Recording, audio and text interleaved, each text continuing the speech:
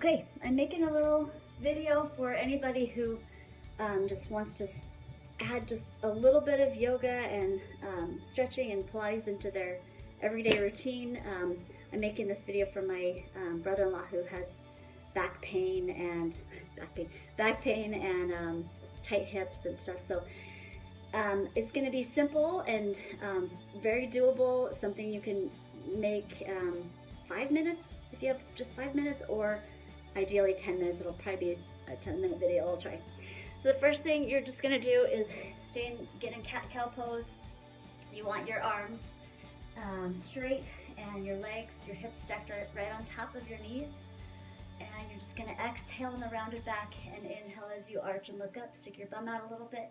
I like to always keep my abs a little bit squeezed, even on this one, even on the arched back, just to give the back a little bit of structure and support. So a little bit of help, so the back doesn't do all the work. So just really get a little bit warmed up, forcing the breath. That's the Pilates breath right there. A couple more. Okay, so then we're just going to go into a cobra down dog several times, and you can do this several ways. So you can just drop the hips down. If that hurts your back at all to arch it like this, then you're going to be really gentle and not go very deep. But if you feel okay to really let it drop heavy, then go ahead. Again, a little small squeeze still of the abdomen, so you're not completely letting go. And you can hold that for a little while or go right away into your down dog. So to get into down dog, if you're a beginner, I would say come back to your knees, then tuck your toes under and get into your down dog, okay? And then you're just gonna go back and forth. Again, drop to your knees, cobra, back to all fours, down dog. You're just gonna go back and forth. If you're comfortable enough to do what I just did and drop all the way down to the knees, okay, that's fine.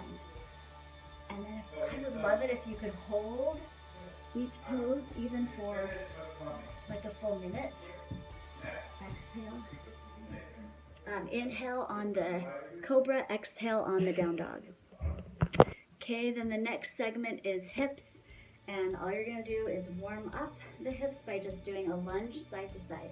So just however much support you need. You could even use a chair on this, maybe a chair on each side, but you're just gonna lunge one leg at a time, maybe about 10 of those, just enough to get the hips to loosen up a bit. Then I just want you to hold the lunge for as long as you can, as long as you're willing to. So you're just gonna get into maybe your right leg first, drop the left knee down, use as much support as you need. Make sure the right knee is right on top of the right ankle, or at least that the knee doesn't go past the toes. Then you're just gonna, you might need a support for the left hand, like a block or something. I have a weight right here I could use. Maybe you're gonna be lifted up into more of a stand. Okay, so it's up to you. Hold, hold, hold. I just want that hip to open up. So kind of be heavy throughout the torso down here so that it opens up and drops. And then you'll just do the other side. We've already warmed up the hips, so you'll just go right into your hold. Okay, so the whole idea, and you might want to pause this video so you can hold that even longer. The next thing is going to be a forward bend. You could do this seated. So the whole idea here is to stretch your back in a supported way. So if you do it on the ground, it's going to be like that and like that. Or you could do it standing, and I was having my brother-in-law put his hands on a chair or some kind of a massage chair, the leg portion of it. So put your hands down on a support. Again, I have this weight I could use or a block, and you're just gonna hold that forward fold. So I want you to pull the abdominals up and in a little bit, give yourself a little bit more support. If this hurts your back at all, squeeze your abs more, put more support with your upper body. Okay, this should, over time, feel really good on your back and really be awesome. Over time, maybe you'll be able to let go of the support and even add some movement and just really allow that torso to be heavy and hang. Again, I would hold that for as long as you have time for, 30 seconds to several minutes. That's a really good one. The next section will be to drop back down to the floor and do a segment of some Pilates swimming So you probably can't see me. All the way down on the ground, and you're just gonna go one arm, one leg, one arm, one leg. So I don't lift your neck up like I'm doing. Keep it down. Even keep your gaze on the floor. Keep your head down. And so you're just gonna do, and you could, by the way, do this in all fours as well. That's a great one too. Just either way, whether you're on the floor or on all fours, do yourself a favor and pull your abdominals. Try to pull them up and away from the ground, off of the ground, and squeeze. Make sure your bum is doing a good amount of the work, especially when you're here. So your back is going to work, that erector spinae area of the back, but in such a gentle way. It's awesome. Do many of those, and then over time, as you get stronger and you are more trained to do this position, this pose, this exercise, you can go into that swim where you're going kind of fast, back and forth, back and forth. If that hurts your back, it's normal to have your back be a little bit tight after doing that for a while, but hopefully you learn over time what a little bit tight is compared to, oh, that's too painful. So then you'll want to probably stretch in a child's pose afterwards and pull your belly button back in that stretch. Swimming on belly, okay. Finally, two more things, kind of three. Come in just to a plank pose. You can be on the knees. The whole idea is a straight line from the head to the knees. Okay, if your wrists are bothering you, you can be up under the fist. Grab hold of a couple of weights. You could do it on your elbows, of course. Of course, if you can lift your feet up, I'd like you to do that. And hold that just for 30 seconds to a minute, and maybe even a couple minutes or several minutes. Just depends on your level of strength for that pose. You could hold it for a minute, take a break, and come back and do another minute. So if anything in this pose, don't sway your back like this. If anything, lift your abdominals up a little bit and squeeze your bum a little extra. And you can bring the legs together and squeeze them together too. So I just want you to focus on the squeeze.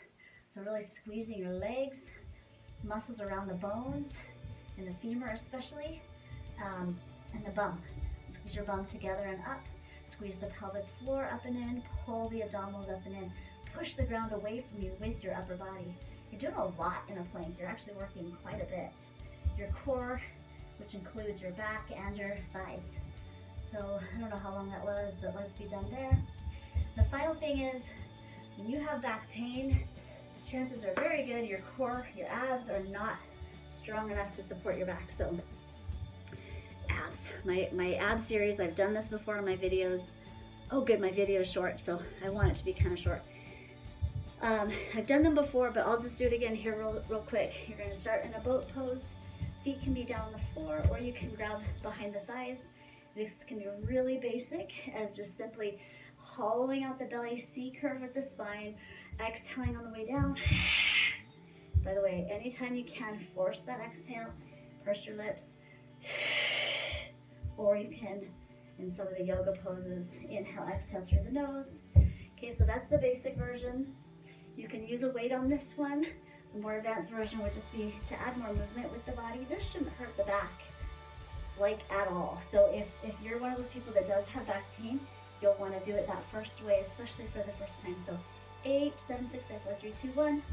The next thing would be, I'm going to come up a little bit, to lower your vertebrae down. Try to do it one backbone at a time.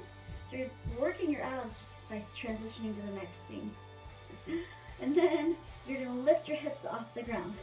So if you don't have a weight, your hands will be on the side and kind of help you.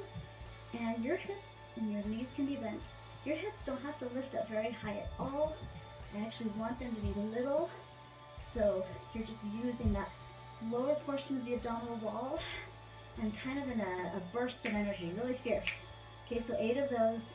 Then finally 8, where you try to touch your toes. If your knees are bent, go for the sky. So 8, 7, 6, if you have a weight, 5, 4, 3, 2. The last thing in this series is for 4 ab exercises is to come back up to your boat pose and finish that out with the Russian twist. So everything will be 8s. So it'll be 8, 7, 6, 5, 4, 3, 2, 1, and then you'll begin again. 8, 7, 6, 5, 4, 3, 2, 1.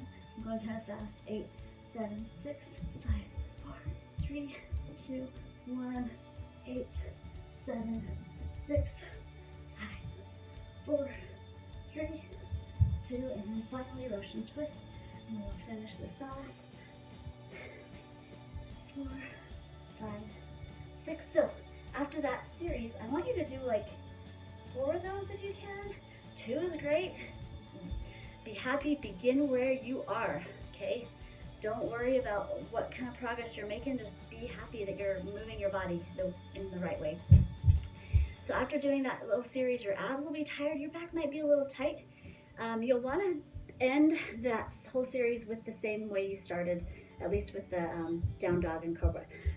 So go back to, you might want to start with down dog if your back is tight, but go back to your down dog and hold that for a little bit, walk the feet or something, and then back into cobra. So the cobra is going to stretch your abs that we just worked, and the down dog will kind of set the spine back in place if it's been tight, but it's not enough of a back stretch. So after doing cobra a time or 2, maybe you don't even want to do down dog at this point. Maybe you want to twist your cobra just slightly, one side and the other, because we did work the obliques with that twist. That twist helps target the obliques. Then you'll want to finish in a child's pose, so sit back. Awesome, dropping the head to the ground. If for some reason your back, my brother-in-law has something with his knees where he can't sit back all the way down, so he's more like this. So if that's the case, you might want to do a different stretch for your back. You might even want to get in a toe stand. I don't know if that's probably not something you can do either. Or just simply finish with that forward fold that we did earlier, or with a seated forward fold. That's probably what I should have him do, is finish this way instead of child's pose. Anyways, that's the series. Hopefully you can use it. It only took not even 10 minutes. Yes, you can stop it there. It's been 10 minutes. If you want to do it faster, you can do it in 5. You could lengthen it to 15 or 20. So just holding the poses longer and doing more sets. So good job, good luck, move your body. Bye.